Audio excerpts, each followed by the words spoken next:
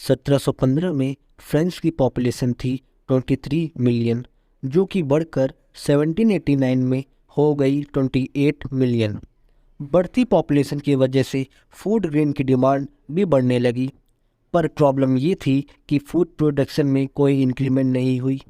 कुछ लोग एम्प्लॉयड थे जिनकी वेजेस फिक्स थी, उनमें भी इंक्रीमेंट नहीं हुई, और फूड स्कार्सिटी की वजह से ब्रेड, जो कि उनकी स्टेपल डाइट थी, उसका प्राइस बढ़ गया। इसकी वजह से पुअर और रिच का भी डिफरेंस बढ़ गया। कंडीशन वर्स्ट हो गई, पीजेंट्स को ब्रेड भी मिलना मुश्किल हो गया। फ्रांस की सिचुएशन बहुत क्राइसिसफुल हो गई।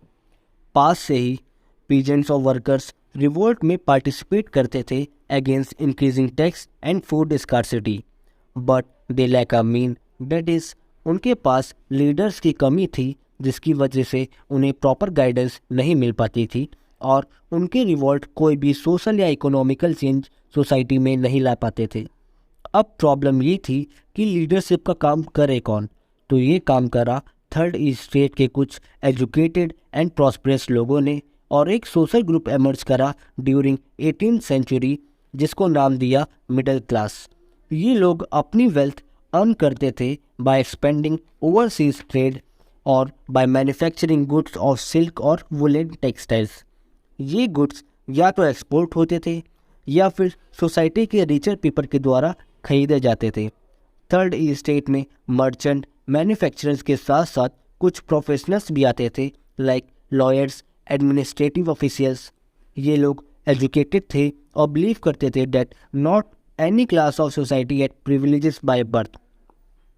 इनका मानना था कि लोगों का सोशल स्टेटस उनके मेरिट पर बेस होना चाहिए। इस आइडिया ने एक ऐसी सोसाइटी की कल्पना करी जो कि freedom, equal laws and equal opportunities के बिहाव पर बनी। यहाँ नाम आता है दो फिलोसफर्स का, that are John Locke and Jean Jacques रोजियो।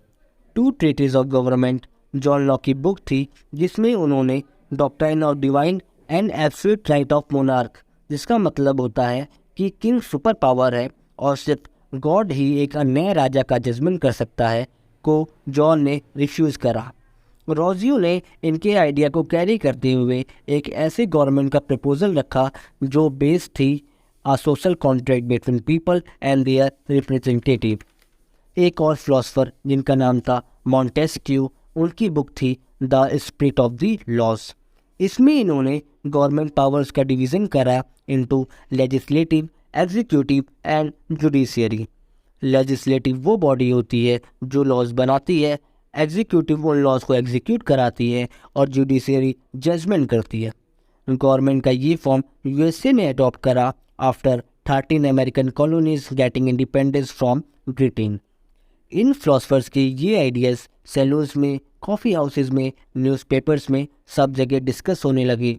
तभी ये खबर आई कि लुई 16 टैक्स को बढ़ाने का प्लान कर रहा है, जिसकी वजह से लोगों का क्रोध बढ़ गया और उन्होंने प्रोटेस्ट शुरू करा against the system of privileges.